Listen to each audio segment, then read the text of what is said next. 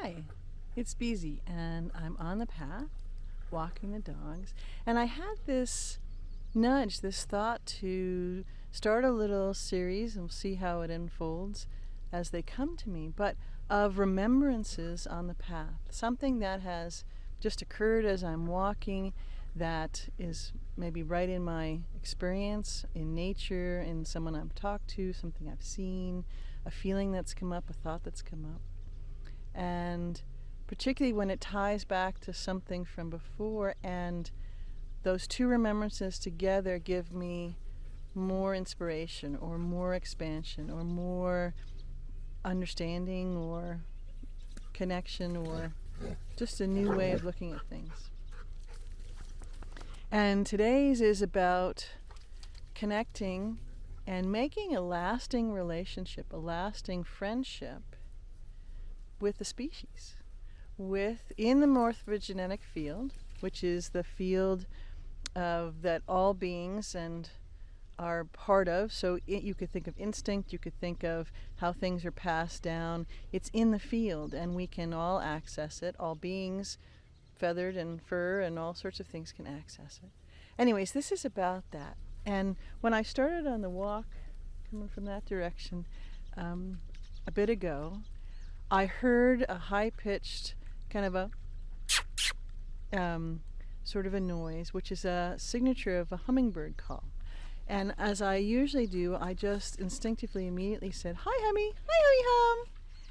And it made me remember of a time when I first had, I've always loved hummingbirds, but when I first had this connection develop, so much so that wherever I go, whether that's a lot of hummingbird habitat or not, I can call to the hummingbirds, and sometimes I don't even have to wait to hear that noise, to hear them talking, and very shortly after they will arrive. One hummingbird in the area or two or more will come and say hi. And this one did after I heard its noise and I said hi to it, and it flew right over in front like they do, right in front of me, and maybe 4 feet away, which is good because sometimes they come right up close and their beak feels like, it's gonna poke me. And the story, so I had this thought, I had this nudge to do these, and the story that came up that I wanted to share was when I had moved back to Martha's Vineyard. I'd gotten divorced, moved away to Austin, Texas for a bit, did some house rehabbing and stuff, and was nudged that it was time to move and have new experiences. And I said, okay, great, tell me where. And I was very surprised when I was told to go back to Martha's Vineyard for a bit. So I'd been there for more than 25 years in my marriage, and I thought, well, that's interesting, but okay. So I always follow the nudges. And I went back, and I was living in this little apartment with my 2 dogs. At the time, it was 2 white labs, Rose Kitty and another kitty. And it was a small little apartment above a garage, and it had very high ceilings, which was lovely for light and airflow. But one day it was in the fall, and I had the doors onto the deck open, and there had been some hummingbirds around for late fall flowers, and one flew in the house. And I thought, oh no. And I was worried, so I opened all the doors wide to see if I could get it to go out. But the ceiling's high, and the light from above, it gravitated up. And I thought, it's going to smash its beak, it's going to be mushed hummingbird. And so well as the high peak ceilings were really nice for light and air and everything else, they're hard when you're trying to encourage a hummingbird not to be terrified of you, but to fly down, swoop down, and go out the door. So I wrestled up a ladder, and I had a broom lashed to a something, to get it as tall as I could with a big towel or something. And I don't know, I rigged up all these silly things, because what I was really trying to do was make blocks to tell the hummingbird to go there and go down. So it took me quite a while, but I was persistent, and I was talking to the hummingbird the whole time, and asking my soul and source to help me, the hummingbird to help me, so I could help it, so that it could be okay and not mushed and find the door to go out. And I don't remember how long it took. It was quite a while, at least 15 minutes or 20 minutes. And I'd rest in between because I didn't want the poor hummingbird to, get nervous, so nervous that it just, exploded from fear. But it worked, and out the hummingbird flew out the door, and it immediately sat. There was like a little wrought iron thing near the chaise lounge I had, and it sat there to rest. And I just stood quietly by the doorway, and I reminded it that it could come visit all it wanted, but not to go in the house because it wasn't safe, and that I was so happy that I could have helped it, and that I loved hummingbirds. And it was this wonderful moment, beyond just the linear bird and the linear beezy, and having this moment. And it sat there for a bit. It got up and flittered around. I had a hummingbird feeder at the time. And then it went back to where it had originally perched and sat there for a bit. And the next thing I noticed, 3 or 4 more hummingbirds came and sat right next to it. I'd never seen them do this before at this particular location. And I'm not certain I have remembered that happening before. And they all sat there. And again, I just had a conversation, and I was really thrilled that not only was the hummy okay, but brought some friends back. And ever since then, wherever I am, whether, as I said, whether it's really conducive to hummingbirds or the time of year, it doesn't seem to matter.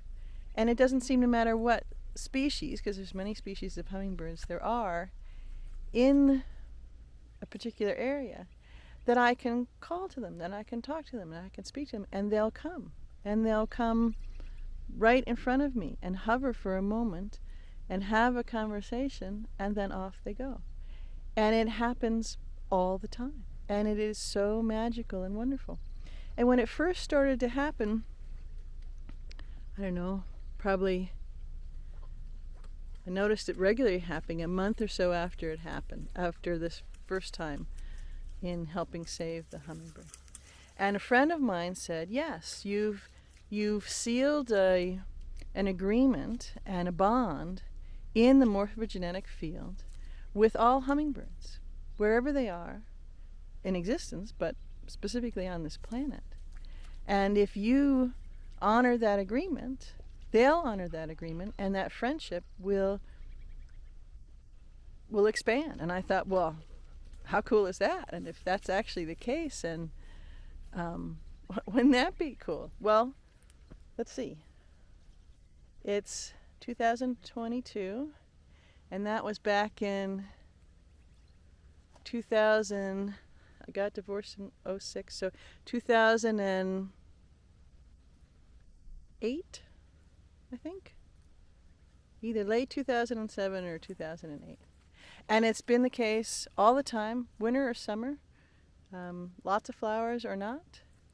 And it is absolutely cosmically delicious. So something about the hummingbird and the conversation this morning as I'm walking, and this whole journey that I'm on, then it was a big change in my life had it occurred, because I had been divorced, been married for 25 years, gotten divorced, and left the vineyard, came back to the vineyard for a bit, stayed for a couple more years when I came back. So a big change, big shift. There was things I was meant to do there and in the energetics coming back. And so all of those memories, all of those thoughts, all of those dots connected in that just after the moment with the hummingbird a little while ago. And I thought, how cool is that? And how wonderful that is. And I was just doing an email to the founding members about the field and all of that and how we can interact with that. So apparently that's an energetic, that's a theme right now, but I wanted to share that, and I love the idea, the way it unfolded, that it's happening now and that I'm here now on this new journey. And I love how the memories and the nowness and another big change and messages and all sorts of things are all flowing together. So notice what's in your path and what's unfolding for you and where things intersect and connect. And who knew, right?